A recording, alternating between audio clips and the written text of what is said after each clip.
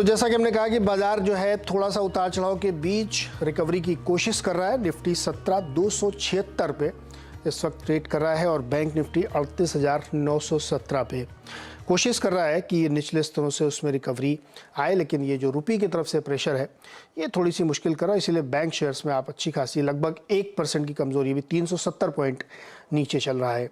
आज के मेहमान हैं गौरव बिस्सा। गौरव, बहुत बहुत स्वागत है आपका।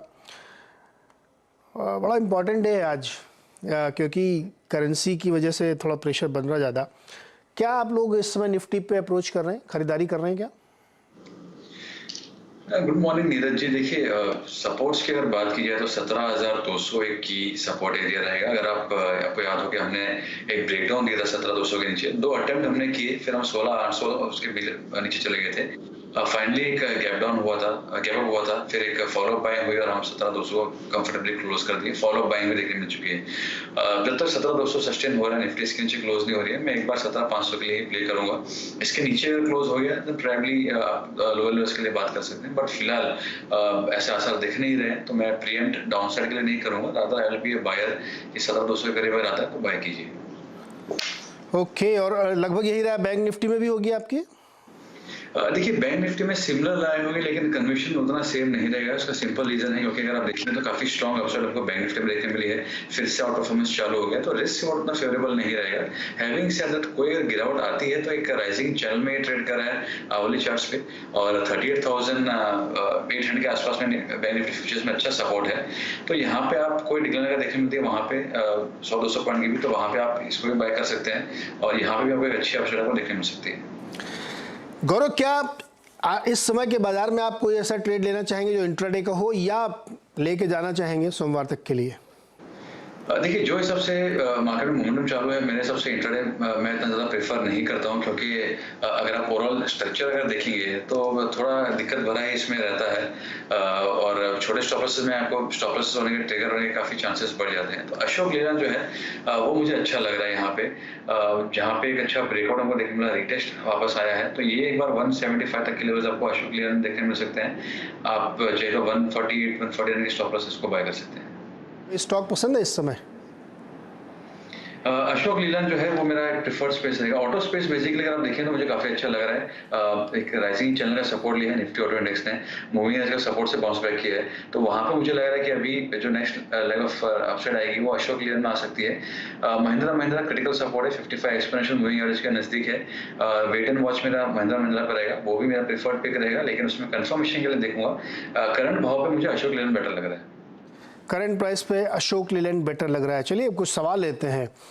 सौरभ शुक्ला हमारे साथ जुड़ रहे हैं, ट्विटर पे इन्होंने सवाल भेजा। बिरला सॉफ्ट में इन्होंने अक्टूबर महीने की 300 वाले स्ट्राइक प्राइस की कॉल ली है, 10 लॉट 11.50 पे। क्या करना चाहिए इनको, बिरला सॉफ्ट? देखिए, अभी अगले वीक से नतीजे आना शुरू हो जाएंगे, तो वो डिसाइड करेंगे मोमेंटम कैसा आएगा। ओवरऑल मैं आईटी पे काफी बुलिश हूँ। आपके चैनल माध्यम से मैंने पहले भी कहा है कि निफ्टी आईटी जो है वो 1 महीने के लिए और 2-3 साल के लिए काफी स्ट्रांग लग रहा है, तो मुझे लगता है कि आप फिलहाल बने रह सकते हैं। आईवीज थोड़े इन्फ्लेटेड हो जाएंगे, बट जो सबसे स्ट्रक्चर है, स्ट्रक्चर में खराबी नहीं है। एक बार के लिए 305 के लेवल दिखा सकता है, वहां पे आप रिव्यू कीजिए। ओके, अच्छा, जानकारी के लिए बता दूं दर्शकों को कि नेक्स्ट वीक से रिजल्ट सीजन शुरू हो जाएगा और टीसीएस टोन सेट करेगा कि आईटी कंपनीज के रिजल्ट कैसे आते हैं। लेकिन 2 तरह से रिजल्टों को देखना चाहिए, एक टॉप कंपनीज के और एक मिड कैप के, दोनों के अलग अलग नज़रिए से हो सकते हैं, तो ये भी दर्शकों को ध्यान में रखना चाहिए। हमारे साथ एक कॉलर जुड़ रहे हैं, जिनसे बातचीत करते हैं। अभिषेक पराशर हमारे साथ है राजस्थान से। अभिषेक जी नमस्कार, सवाल पूछिए अपना। सर नमस्कार सर, एक्चुअल में सर यूपीएल की मेरे पास 150 शेयर हैं और वो 190 पे मैंने परचेज किए हैं। शॉर्ट टर्म के लिए सर क्या है सर इसका व्यू? 190 पे खरीदे आपने? जी सॉरी 190 सॉरी, आपने रिसेंटली अभी 690 पे 150 शेयर। हाँ, तो बताइए गौरव, यूपीएल में क्या करना चाहिए इनको? अभी तो बिल्कुल ब्रेक इवन पॉइंट पे है ये।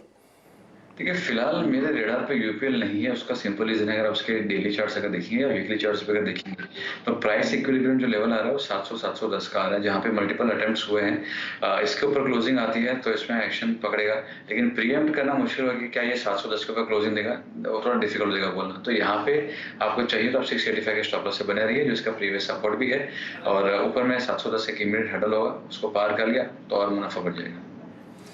ओके, एक और कॉलर लेते हैं फटाफट। समीउल इस्लाम कोलकाता से हमारे साथ जुड़ रहे हैं। समी, क्या सवाल है आपका? Hello sir, good morning. मेरा अदानी ट्रांसमिशन का 15 शेयर है। हाँ हाँ। 3617 का वाई है, तो मेरा 6 मंथ का व्यू है, मैं क्या कर सकता हूँ? 6 मंथ का व्यू है आपका? गौरव, अदानी ट्रांसमिशन 6 महीने के नज़रिए से इस पे क्या राय बनती है? और इन्होंने जिस प्राइस पे खरीदा वहाँ से 300 रुपये नीचे है। देखिए, जब आप स्टॉप लॉस नहीं रखते हैं और प्राइस नीचे चला जाता है फिर भी नहीं निकालते हैं, तो आपके पास, मैं समझता हूँ, वो एक फैक्टर नहीं होता कि मैं ये अवधि के अंदर ही मैं निकालना चाहूँगा। तो आपको थोड़ा सा मेलो डाउन करना पड़ता है अपने एक्सपेक्टेशंस को। अब रही बात कहाँ पे सपोर्ट्स है, तो 2950 जो है ये इसका सपोर्ट है। अगर आप देखेंगे तो काफ़ी स्ट्रॉन्ग अपसाइड हमको देखने मिली है। उसके प्रीवियस ब्रेकआउट के रिटेस्ट 2960-950 पे है, और रिटेस्टमेंट लेवल्स पे आपको वहीं पे आ रहे हैं। तो ये आपके लिए स्टॉप लॉस होगा, और यहाँ पे बोलना मुश्किल है। अदानी के शेयर जब चलना शुरू करें तो काफ़ी अपसाइड स्ट्रॉन्ग भी आ जाती है। फिलहाल अगर देखेंगे तो ट्रेंड थोड़ा वीक ही चालू है, तो थोड़ा कंसोलिडेशन रहेगा। लेकिन मेरे हिसाब से आप ये लेवल्स को स्टॉप लॉस रखिए, और 6 महीने का अवधि मत रखिए, आप प्राइस वाइज के रखिए। अगर ये सस्टेन हो गया तो मैं इसको राइड करूँगा। Okay, price. अच्छा, अब गौरव, एक जानकारी के लिए मैं दर्शकों के लिए, अगर आपने बहुत ऊंचे प्राइस पे कोई स्टॉक ले लिया है, गलती हो गई है, स्टॉप लॉस नहीं लगाया है, तो रादर की बहुत उसमें वेट करें कि ये कब बाउंस मारेगा, मैं उससे निकलूंगा, या बेटर है कि आप थोड़ा सा लॉस बुक करके निकल लें, अदर अपॉर्चुनिटीज़ को देखें? देखिए, मैं तो हमेशा इसमें बिलीव करता हूँ कि एक बार अगर आप लॉस में हैं तो एक बार एक्सेप्ट कीजिए और एक बार एग्जिट कर लीजिए। क्योंकि होता ये है कि आप अगर स्टॉक लेके बैठ गए और वो 3-4 महीना नीचे ही है, तो वो जो पैसा आप किसी और स्टॉक में डालते हैं तो वो भी मिस आउट हो जाता है। तो यहाँ पे जब आप स्टॉक मार्केट में आते हैं तो ना मेरे बोलने से ना किसी और के बोलने से आप लीजिए, आप खुद भी चेक कीजिए कि सपोर्ट लेवल्स क्या है। अगर आपने स्टॉप लॉस नहीं रखा, नीचे आ भी गया, तो नेक्स्ट सपोर्ट कहाँ पे है, ये आपको एक जर्नी जो है वो आपको डिसाइड करनी पड़ेगी। इसी तरह से कि अगर आप ऑफिस जा रहे हैं और अगर ट्रेन बंद पड़ गई तो आप घर वापस नहीं जाते हैं, आप देखते हैं कि मैं और कौन से माध्यम से जा सकता हूँ, क्या मैं कैब कर सकता हूँ, या मैं बस कर सकता हूँ, या मैं कार पूलिंग कर सकता हूँ। तो वहाँ पे जो आप इतना मेहनत करते हैं, शिद्दत से इस्तेमाल करते हैं दिमाग का, वो आपको मार्केट में भी करना होगा कि अगर मेरा ये लेवल्स निकल गया तो मैं वापस इसको, सपोर्ट्स कहाँ पे है, एक ब्लाइंड एवरेजिंग नहीं करके मैं एक प्रॉपर स्ट्रक्चर के साथ में काम करूँ। ट्रेड प्लान जो है वो आपको ट्रेडिंग के पहले, ट्रेड लेने के पहले होना चाहिए। ट्रेड लेने के बाद में जो है वो ट्रेड प्लान नहीं होता है। बिल्कुल। और अगर आप किसी ट्रेड में स्टक हो गए, फंस गए हैं, और उसमें कोई मोमेंटम नहीं हो रहा, आप खाली इंतजार करें, तो जो समय की वैल्यू है ना, वो पैसे में कन्वर्ट होती है। यानी आपका पैसा बढ़ भी नहीं रहा, घट भी नहीं रहा, या थोड़ा घट भी रहा, पड़ा ही हुआ है, तो उससे बेटर होता है कि आप इससे निकले और दूसरी जगह लें। क्योंकि आप ट्रेडर हैं तो आपको वक्त की भी एक वैल्यू मिलनी चाहिए। तो ये स्ट्रेटजी आप यहाँ पे ज़रूर ध्यान रखें। एक सवाल है, मुंबई से पूछना चाहते हैं शंभू। शंभू, क्या सवाल है आपका? हेलो जी, बताइए। हाँ सर जी, मेरे पास बैंक ऑफ महाराष्ट्र के 3000 शेयर है, और उनका वो एवरेजिंग प्राइस है 21 रुपया 64 पैसा, 21.64। कहाँ से खरीदना शुरू किया था आपने, किस प्राइस से? फिर हो गया करीब 7-8 महीना हो गया। नहीं, एवरेज कॉस्ट आपकी 21.64 है, उससे भी नीचे है। आप कह रहे हैं एवरेज है, तो किस लेवल पे पहली बार खरीदा था? ये मैंने ये अपना जीरोधा से लिया था, ऐसे जो टाइम 26 रुपया कुछ भाव था इसका, वो अच्छा। टाइम लिया था। ठीक है, तो 26 रुपये से खरीदते खरीदते अभी आए हैं 21.64 एवरेज कॉस्ट है, लेकिन अभी भी 3 रुपये का नुकसान है, और 3000 क्वांटिटी इकट्ठा कर ली शंभू ने। क्या करना चाहिए गौरव इस स्टॉक में? पसंद नहीं है। अगर आप उसके वीकली चार्ट्स पे देखेंगे तो लोअर टॉप्स लोअर बॉटम बन रहा है। बस अगर आप एक स्लो लाइनिंग में कहूँगी, अगर आप 2020 कोविड से अगर आप राइजिंग ट्रेंड लाइन बनाते हैं और स्विंग लोस को कनेक्ट करते हैं तो 15 रुपये के आसपास में एक सपोर्ट आ रहा है। तो आप उसको स्टॉप लॉस कर लीजिए, जहाँ पे मल्टीपल ब्रेकआउट्स, पहले आपको इनवर्स हेड शोल्डर का ब्रेकआउट भी वहीं पे हुआ था कोविड के दौरान। तो मेरे हिसाब से वही एक अच्छा सपोर्ट आपके लिए है। 15 रुपीज़ का स्टॉप लॉस रखिए, होल्ड कीजिए। कोई अगर उछाल मिलती है तो एग्जिट के मौके ढूंढिए। इसमें बने रहने की मैं सलाह नहीं दूंगा। अगर आपको PSU बैंक से भी है, तो SBI है या दूसरे बैंक ऑफ बड़ौदा है, कैन बैंक है, ये जो है बैंक, इस पे आप कीजिए। जस्ट बिकॉज कोई 20 रुपए का शेयर है, आप उसको इसलिए बाय कर रहे हैं, तो वो सही राय नहीं होगी। हाँ, टिकट साइज देख के तो नहीं करना चाहिए। अच्छा, एक कॉलर उससे पहले एक दो सवाल ट्विटर से लेता हूँ। श्रीनिवास ने लिखा है एक सवाल कि इन्होंने श्री रेणुका शुगर के 1000 शेयर खरीदे 58.80 पे, और जोमेटो 1000 शेयर खरीदे 60 रुपए पे। क्या राय बनेगी इस पर गौरव? देखिए, रेणुका तो बहुत अच्छे एक ब्रेकआउट्स में आ रहा है और 63 की क्लोजिंग आज आ जाती है, वीकली क्लोजिंग। मैं समझता हूँ यहाँ से आपको और एक अच्छी अपसाइड टुवर्ड्स में भी 75 तक के लिए पॉसिबल हो जाएगा, तो यहाँ पे आप बने रह सकते हैं। वहीं रहा जोमेटो का लिमिटेड चार्ट हिस्ट्री है, बट जो हिसाब से मोमेंटम आ रहा है, ये भी अगर करंट लेवल सस्टेन अगर हो जाते हैं 66-67 के, तो अच्छी अपसाइड आपको यहाँ पे भी देखने मिल सकती है टुवर्ड्स 75। तो दोनों सिमिलर प्राइस के स्टॉक्स हैं, सिमिलर स्ट्रक्चर भी दिख रहा है ब्रेकआउट के हिसाब से, तो आप फिलहाल दोनों में बने रह सकते हैं। तो जोमेटो और श्री रेणुका दोनों में होल्ड करने की सलाह है, बने रहिए इसमें। राजेंद्र गोयल मंडी से हमारे साथ जुड़ रहे हैं, मंडी गोविंदगढ़ पंजाब से। राजेंद्र जी बताइए क्या सवाल है? हाँ जी सर, मेरा सवाल नालको पे है। मेरे पास नालको के 410 शेयर हैं, 70 रुपए 50 पैसे के हिसाब से लिए हुए हैं। तो क्या घबराहट हो रही है, क्या बेचने का मन कर रहा है क्या? नहीं सर, नहीं अभी नहीं, होल्ड करेंगे अभी। कितने दिन तक होल्ड कर सकते हैं? 2 महीने लगभग। बस 2 महीने ट्रेडिंग में बैठे हुए ये तो फिर। गौरव जी बताइए 2 महीने में क्या करना चाहिए इनको? देखिए, जब आप ट्रेडिंग के लिए कोई स्टॉक लेते हैं तो आपको एक रीजन होना चाहिए। अगर आप पिछले 2 महीने का 3 महीने का चार्ट देखें तो स्टॉक ने कुछ किया नहीं है, ये 70 रुपए से घूम के 80 जाके फिर से 70 आ गया। तो जब स्टॉक ने पिछले 6-8 महीने में कुछ किया नहीं है, तो हम अभी ये बाय करें ये सोचिए कि 2 महीने में करेगा, तो ऐसा कोई चीज इसमें चेंज हुआ नहीं है। तो मैं यही कहूँगा कि आपका जो स्टॉप लॉस है, आप 66-67 का स्टॉप लॉस लगाइए। 2 महीने के लिए मत प्ले कीजिए। अगर 2 महीने के लिए आप लिया है तो आप एक बार एग्जिट कर लीजिए। बोलना डिफिकल्ट है, मे बी ये 75 चला जाए, फिर आप बोलेंगे 3 रुपये मुझे और मिल जाता, तो वो एक अलग बात है। अदरवाइज 67 के स्टॉप लॉस से आप होल्ड कर सकते हैं, बट नजरिया आपको बढ़ाना पड़ेगा। इसमें थोड़ा सा ऐड कर दूं मैं कि जितने भी मेटल स्टॉक्स हैं ना, उनका डॉलर से बहुत सीधा संबंध होता है, और डॉलर के मूवमेंट के हिसाब से इन पे असर भी पड़ता है। और इस समय आप देख रहे हैं डॉलर की क्या स्थिति है, तो इसलिए बहुत मेटल के स्टॉक्स भी वोलेटाइल हैं, और बाकी जो दुनिया भर में चल रहा है उसका तो असर पड़ ही रहा है। तो जो गौरव सलाह दे रहे हैं उस पर आपको सोचना चाहिए, क्योंकि इसका इम्पैक्ट बहुत होता है मेटल स्टॉक्स में। अगर डॉलर बहुत ही स्ट्रॉन्ग है तो फिर मेटल्स के लिए थोड़ी दिक्कत होती है यहाँ पे। ट्विटर पे निधि अग्रवाल ने सवाल भेजा है, 32 शेयर हैं इनके पास BML के, 1725 पे लिए हैं। दिखाइए जरा BML का चार्ट, और ऐड करें क्या, एवरेज करें ये? मैं नहीं समझता हूँ यहाँ पे ऐड करना चाहिए। देखिए, ये स्टॉक जो है ये मेरा एक फेवर्ड स्टॉक है जो मेरे रेडार पे पिछले 2 साल से है। अब मैं आपको बता रहा हूँ मेरा पर्सनल एक्सपीरियंस कि मैं म्यूचुअल फंड्स वगैरह में भी रिसर्च लेता हूँ। ये BML में अगर आप देखेंगे तो कम से कम इसमें 15 से 17 साल का ब्रेकआउट इसमें होने को है। एक कंसोलिडेशन जो देखने मिलेंगे, आप 17 साल का कंसोलिडेशन है इसमें। काफी अच्छे वॉल्यूम्स भी हो रहे हैं। मंथली क्लोज जो है मुझे 2000 के ऊपर चाहिए। आप देखिए कि मंथली ऊपर जाता है, मंथली क्लोज इसकी 1950-2000 के ऊपर नहीं आ रही है। तो मैं 2 साल से स्टॉक को रेडार पर रख रहा हूँ, लेकिन मेरा जो एंट्री पॉइंट है वो तभी होगा। तो मैं आपसे वही कह रहा था कि ट्रेड प्लान होना चाहिए कि मैं ले रहा हूँ तो मैं क्यों ले रहा हूँ। यहाँ पे मैं नहीं कहूँगा आप एवरेज कीजिए, क्योंकि मुझे नहीं पता कि यहाँ से मोमेंटम चालू कब होगा। एक अगर आप देखेंगे तो मल्टीपल रिजेक्शन आपको 1900 पे देखने मिले हैं। तो स्ट्रक्चर खराब नहीं है, लेकिन आप अगर 4-5 महीने का व्यू है तो रेंज बाउंड में ही रहेगा। मुझे लगता नहीं कि बहुत बड़ा उछाल आपको तुरंत देखने मिलेगा। 1950-2000 के मंथली क्लोज आती है तो स्टॉक जो है मुझे लगता है कि मल्टीबैगर बन सकता है। 1950-2000 के स्तर को अगर ये तोड़े, मंथली क्लोज दे, तभी इसमें एक मल्टी ईयर बुल रन शुरुआत होगी। गौरव, एक सवाल है, मैं दर्शकों की तरफ से पूछ रहा हूँ आपसे, ये जो एवरेज करने का अक्सर लोग जैसे फंस गए, 10-20% नीचे आ गया तो फिर वो एवरेज की बात करते हैं, लॉजिकल भी लगती है। क्या कोई फॉर्मूला होता है कि कितना गिर जाए तो एवरेज करना चाहिए?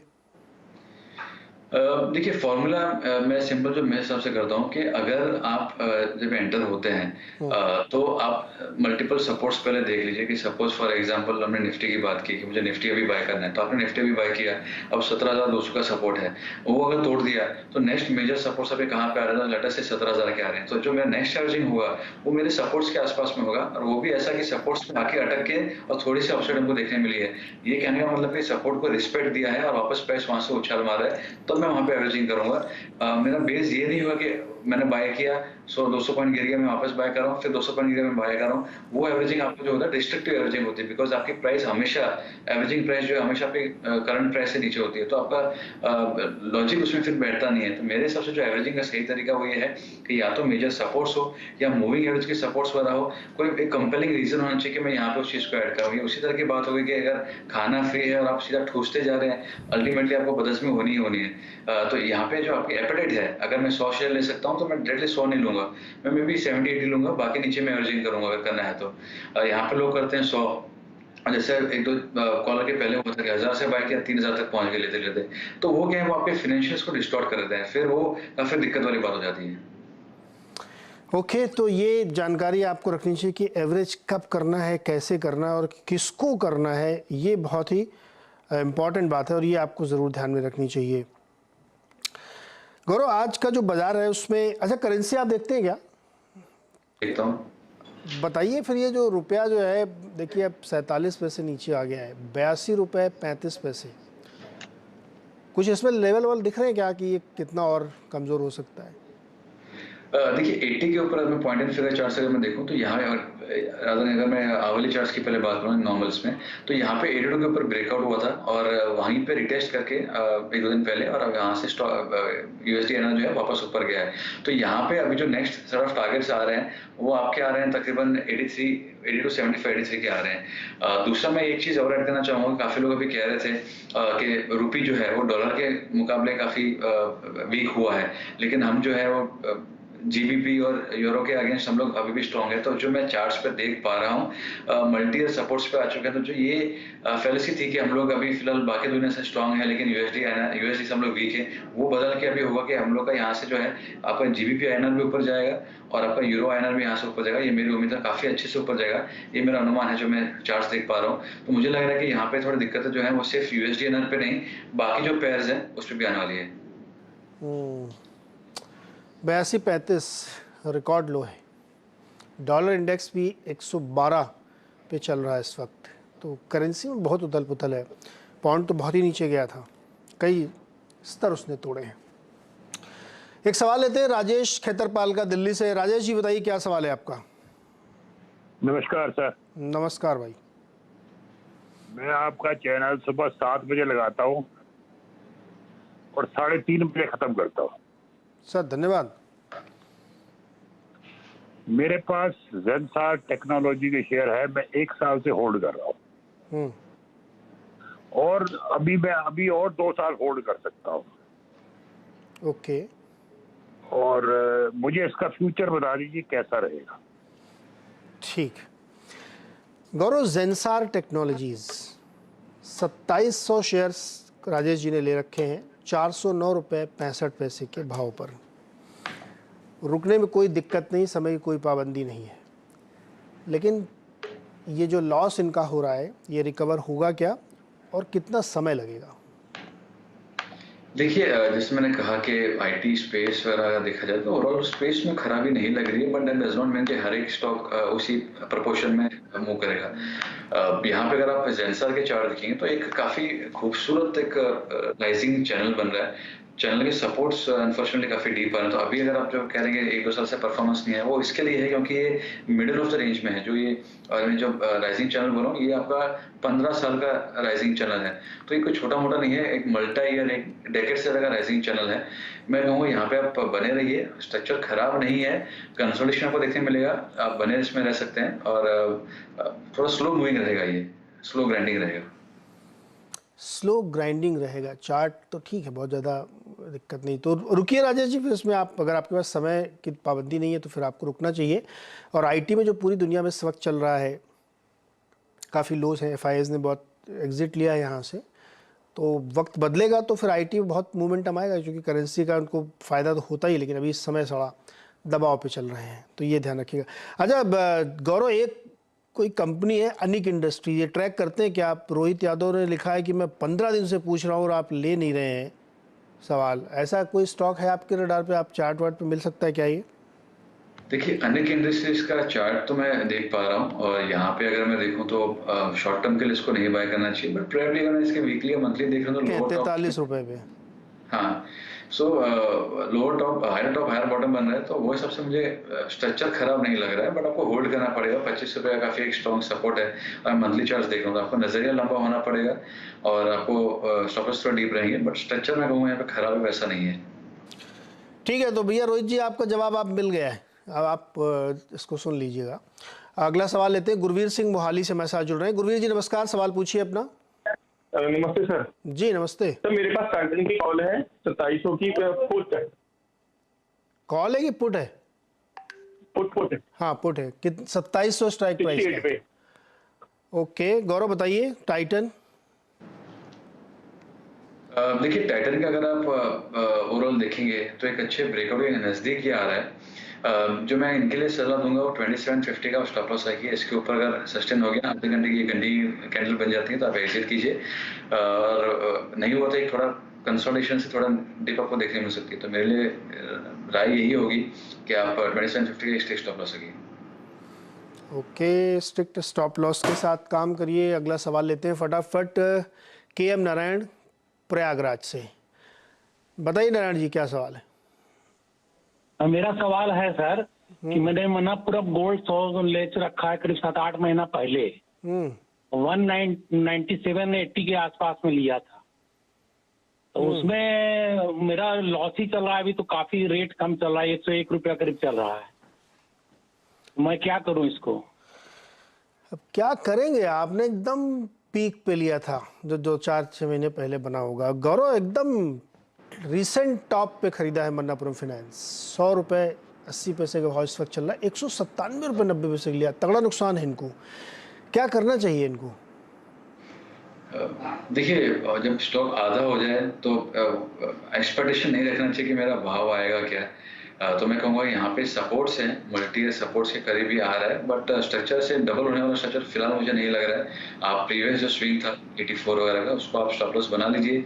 सस्टेन अगर हो गया तो यहाँ से एक अपसाइड टुवर्ड्स 125 वगैरह आ सकती है। वहाँ पे आप एवरेजिंग आप वहाँ पे रिव्यू कर सकते हैं कि मुझे रखना है या एग्जिट करना है। इसमें एवरेज करें क्या? मैं नहीं समझता हूँ कि यहाँ पे एवरेजिंग के लिए उतना फायदेमंद रहेगा। थोड़ा ऊपर के लेवल्स पे काफी ज्यादा है, तो मैं नहीं समझता यहाँ पे और पैसा इसमें डालना चाहिए। तो फाइनली क्या मतलब नुकसान ही बुक करना पड़ेगा क्या इनको? जी, तो कुछ स्टॉक्स आपके ऐसे हैं कि जैसे मैंने कहा अनिल जी कि अगर 50% आपका करेक्शन आ चुका है, फिर आप एक्सपेक्ट करेंगे कि फिर स्टॉक को डबल होना पड़ता है। तो ये जो मैथमेटिक्स है ये अगेंस्ट जाती है कि अगर स्टॉक अगर 50% गिर गया तो उसको बढ़ने के लिए डबल होना पड़ेगा। डबल होने के लिए जो स्ट्रक्चर चाहिए वो मुझे फिलहाल यहाँ पे नजर नहीं आ रहा है। फंडामेंटली अगर हो तो मैं उस पर राय नहीं दे पाऊंगा, लेकिन अगर मैं करंट स्ट्रक्चर देखूँ तो डबल वाला स्ट्रक्चर मुझे फिलहाल नजर नहीं आ रहा। तो KM नारायण जी समस्या थोड़ी विकट है, क्योंकि जब ऊपर से गिरता है कोई स्टॉक तो 50% गिरता है, लेकिन चढ़ने के लिए उसको 100% चलना पड़ेगा। तो ये तो सिंपल मैथमेटिक्स है।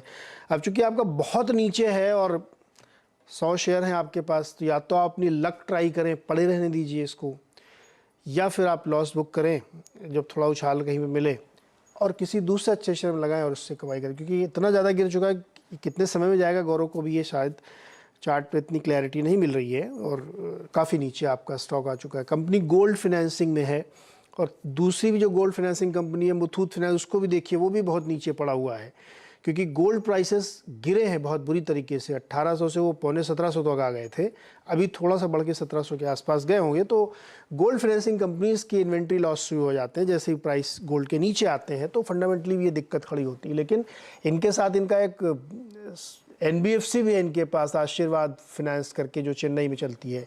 पता नहीं उसका बिजनेस कितना है, अभी जब रिजल्ट आएंगे तो हम लोग देखेंगे। तो फंडामेंटली भी कोई बहुत ज़्यादा अच्छी तस्वीर इनकी नहीं है। तो इसलिए आप देखिए कैसे करते हैं, या तो लॉस बुक करें या फिर पड़े रहने दीजिए आप इनको। तो आगे अगर मौका मिलेगा तो इसमें से निकलिएगा। दिल्ली से देवेश हमारे साथ हैं। देवेश जी नमस्कार, सवाल पूछिए। हाँ जी नमस्ते जी। मेरे पास ग्लेनमार्क के 150 शेयर्स हैं, ग्लेनमार्क लाइफ के, और 150 शेयर्स हैं 788 पे लिए थे, IPO के जस्ट बाद लिए थे मैंने। अच्छा, तो उसके बाद नीचे गिरते जा रहे हैं, तो क्या किया जाए उसका? गौरव ग्लेनमार्क लाइफ में क्या किया जाए? देखिए यहाँ पे एक तो जो हिस्ट्री है वो थोड़ी लिमिटेड है मेरे लिए, लेकिन जो मैं देख पा रहा हूँ चार्ट्स पे स्ट्रक्चर से खराब ही है, लोअर टॉप लोअर बॉटम बन रहा है। अब आप कह सकते हैं थोड़ा बहुत RSI में डाइवर्जेंसेस हैं, तो थोड़ी बाउंस आपको उछाल देखने मिल सकती है, बट इसका जो ट्रेंड रिवर्सल जो होगा, जब तक ये 420 वाले के ऊपर से क्लोजिंग नहीं करेगा, ट्रेंड इसका फिलहाल वीक ही रहेगा। आपको चाहिए तो आप 370 के स्टॉप लॉस से होल्ड कर सकते हैं, बट उसके नीचे चला गया तो आप प्रेशर बढ़ते रहेगा। 370 का स्टॉप लॉस ध्यान रखिएगा देवेश जी, अगर वो उससे नीचे जाता है तो फिर मुश्किल हो जाएगी, अदरवाइज अभी इसको आप होल्ड करिए। रंजीत कुमार ने एक सवाल भेजा है ट्विटर पे, इन्होंने कोटक बैंक खरीद लिया 100 शेयर 1980। बड़ी आजकल लोग बैंक पे बड़ा बुलिश हैं कि बैंक चलेगा, बैंक की बैलेंस शीट बहुत अच्छी हो गई है, एनपीएस ख़त्म हो गए हैं, ग्रोथ है, तमाम बातें पॉजिटिव्स की जाती हैं, तो इन्होंने खरीद लिया 1980 पे। अब क्या करें? देखिए, जो आपने कहा बिल्कुल सही है, लेकिन जब इतने सारे बैंक्स अवेलेबल हो और आप एक चूज कर रहे हैं तो आपका जो चॉइस है वो सिर्फ एक कॉमन पैरामीटर पे नहीं होना चाहिए, आपको फिर देखने की परफॉर्मेंस कहाँ पे आ रहा है। तो वहाँ पे अगर मैं देखूँ तो कोटक का जो है एक फेल्ड रिजेक्शन देखने मिला 1950 पे ही। अब यहाँ पे जो प्रीवियस स्विंग लो का सपोर्ट था 1740, आप स्टॉप लॉस रख लीजिए। सभी मेजर में इसके नीचे ही ट्रेड कर रहा है, तो थोड़ा ये यहाँ से व्यू करता रहेगा। बहुत ज़्यादा वीक करूँ ऐसा नहीं है, लेकिन मुझे यहाँ पे उतना कॉन्फिडेंस फिलहाल नहीं आ रहा है स्ट्रक्चर वाइज। इतना कॉन्फिडेंस नहीं है, काफ़ी ऊपर पे ले लिया है। और विजेंद्र गोस्वामी हमारे साथ हैं औरंगाबाद से। विजेंद्र जी नमस्कार, सवाल पूछिए। नमस्कार सर। सर मेरे पास टाटा केमिकल के शेयर है, 200 शेयर है, 890 की खरीद है, और मैं 1 साल से ज्यादा तक रुक सकता हूँ। और भी साल से ज़्यादा रुक सकते हैं और आपको अच्छा फ़ायदा भी हो रहा है। गौरव बताइए, साल भर रुकेंगे तो और फ़ायदा होगा क्या? जिन्होंने कौन सा स्टॉक बोला? टाटा केमिकल्स। स्ट्रक्चर खराब नहीं है यहाँ पे। अगर आप ओवरऑल ये भी देखेंगे तो फिर से एक ब्रेकआउट के कगार पे आ रहा है। आज अगर यही लेवल्स पे अगर क्लोजिंग आ जाती है, मैं समझता हूँ काफी स्ट्रॉन्ग अपसाइड आपको अगली वीक ही देखने मिल जाएगी। तो अब यहाँ पे बिल्कुल आप बने रहिए। यहाँ पे आपको चाहिए तो आप 1085 1095 का ट्रेलिंग स्टॉप लॉस लगा लीजिए। स्ट्रक्चर में जैसे मैंने कहा काफी स्ट्रॉन्ग है, और 1185-90 का वीकली क्लोज आज की क्लोजिंग आती है तो काफी रेडार पे लोग लेवल फिर आ जाएगा, तो बने रहिए। अच्छा, अगर कृष्णा सिंह है जिन्होंने 112 पे बैंक ऑफ बड़ौदा खरीदा है 75 शेयर्स, और खरीद लें क्या बैंक ऑफ बड़ौदा? नहीं, यहाँ पे फिलहाल ऐड नहीं करना चाहिए, क्योंकि ट्रेंड में जरूर अगर उसके वीकली चार्ट्स भी देखेंगे तो हायर टॉप हायर बॉटम बन रहा है, स्ट्रक्चर अच्छा है। बट अगर आप ओवरऑल स्ट्रक्चर देखेंगे तो मेरे हिसाब से प्रोबेबली एनी डिक्लाइन टुवर्ड्स 115 118 वहाँ पे आपको बाय करना चाहिए, यहाँ पे नहीं। अगर लॉन्ग टर्म का नजरिया है फिर भी आप थोड़ा डिक्लाइंस के लिए वेट कीजिए, वहाँ पे ऐड कीजिए, करंट भाव पे नहीं। ओके, दीपेन ने निफ्टी 17300 की कॉल लिया है 149 रुपए पर, होल्ड करें? जैसे मैंने कहा शो के शुरुआत में कि 17200 जो है एक की सपोर्ट एरिया है, उसका स्टॉप लॉस रखिए, उसके नीचे सस्टेन अगर हो रहा है तो आप एग्जिट कीजिए। ओके, तो ये आपको यहाँ पे राय बनती हुई देखने को मिल रही है। इस बीच बाजार में 71 पॉइंट की कमजोरी है निफ्टी में, और बैंक निफ्टी 366 पॉइंट्स डाउन है यहाँ पे, और वीकनेस जो है लगातार परसिस्ट कर रही है। ये बढ़ तो नहीं रही लेकिन उसी जगह पे स्थिर है। बैंक ऑफ बड़ौदा जिसकी भी हमने चर्चा की वो करीब 5% नीचे है। डालमिया भारत में भी 4% के आसपास की कमजोरी देखने को मिल रही है। मेट्रोपोलिस हेल्थ बहुत ही बढ़िया प्रदर्शन था लेकिन आज नीचे है, ये काफ़ी कमजोरी के संकेत दिखाई दे रहा है। टाटा ग्रुप के स्टॉक छाए हुए ऊपर से। अच्छा, डेल्टा कॉर्प में आज थोड़ी सी मजबूती दिख रही है, कोई राय बनती है क्या इसमें गौरव डेल्टा कॉर्प में? देखिए, डेल्टा कॉर्प अगर आप ओवरऑल स्ट्रक्चर देखेंगे तो 200 के आसपास में इसमें बाइंग इमर्ज होती है, 195-200 जोन में बाइंग इमर्ज होती है। अब जो ब्रेकआउट एरिया है वो आपको 230 के ऊपर ही मिलेगा। जब तो 230 सस्टेन नहीं होता इसके ऊपर, मैं यहाँ पे फिलहाल अवॉइड करूँगा। कि जो रिवर्सल अभी देखने मिला था लेटेस्ट, वो एग्जैक्टली वहीं पे था, वॉल्यूम के साथ स्टॉक गिरा है। तो जब तक वो लेवल पार नहीं होगा, मैं यहाँ पे रिस्क और फेवरेबल नहीं है। हिम्मत सिंह का सीड, ये चार्ट देखिए, ये इस समय 105 रुपये पर ट्रेड कर रहा है और 10% की रैली है, और पिछले 1 घंटे में 4.5-5% ऊपर गया है। इस पे क्या राय बनती है आपकी? देखिए, यहाँ पे स्ट्रक्चर थोड़ा बेहतर हो रहा है। यहाँ पे कोई डिक्लाइन अगर देखने मिले तो ऐड करना चाहिए। अगर आप इसका डेली चार्ट से अगर देखेंगे तो जो 2 पैनिक बॉटम्स है वो तकरीबन वहीं पे बनी है, 89-90 जोन के आसपास में बनी है। स्मॉल डाइवर्जेंसेस हैं RSI में, यहाँ पे आप बाय कर सकते हैं, लेकिन थोड़ा डिक्लाइन आप कीजिए क्योंकि अपने स्टॉप लॉसेस थोड़ा डीप हो जाएंगे 90 के। तो कोई अगर 100 के करीब अगर आता है स्टॉक तो उसको बाय कर सकते हैं, इनको बाय कर सकते हैं। गौरव, 2 स्टॉक रिसेंट लिस्टिंग है, अगर आपके पास चार्ट में दिखे बताइएगा। एक रोलेक्स रिंग्स और एक वेदांत फैशंस, क्या राय बनती दोनों में? रोलेक्स रिंग्स का अगर आप डेली चार्ट अगर देखेंगे तो एक ट्रेंड तो इसमें पॉजिटिव ही है, लेकिन जो इमीडिएट हर्डल है वो है 2195 की। 2190 2195 के ऊपर अगर आवरली क्लोज भी अगर आता है तो आप बाय कर सकते हैं, और ऊपर में स्टॉक जो है फिर से 2275 2300 ये लेवल्स एक बार दिखा सकता है। तो मैं यहाँ पे नहीं, ऊपर लेवल से बाय करने की मैं इसमें सलाह दूंगा। और रही बात वेदांत फैशन की, तो यहाँ पे फिलहाल ब्रेकआउट्स के ऊपर है, लेकिन जो या प्रीवियस हाई के ऊपर ट्रेड कर रहा है, लेकिन जो कैंडल्स बन रही, जो आज की और जो कल की कैंडल्स थी, वो थोड़ा रिजेक्शंस देखने मिल रहे थे। यहाँ पे अगर 1500 सस्टेन हो गया तो यहाँ पे भी बाय कर सकते हैं। ओके, यहाँ एक बड़ा भारी कैंडल बना है इसमें रेड। गौरव, एक स्टॉक और देखिएगा, आवास फाइनेंशियर्स। ये काफ़ी समय से, कई महीनों से 2122 की रेंज में अटका हुआ है।